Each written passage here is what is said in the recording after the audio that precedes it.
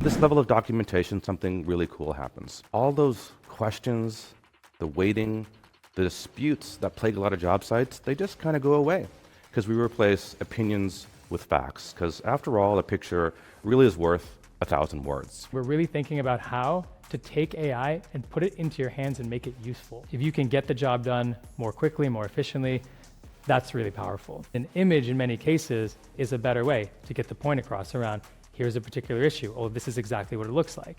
Or here's an issue that is now complete and I have proof of that with the image that was taken. What we can really do then is really unlock the power of AI and start to expose that to you all in interesting ways, allowing folks to start to search for objects inside of imagery, in this case, ladders, text, an exit sign. The idea of having one source of truth for all your visual imagery and having that indexable and searchable, we think is a game-changing set of technologies.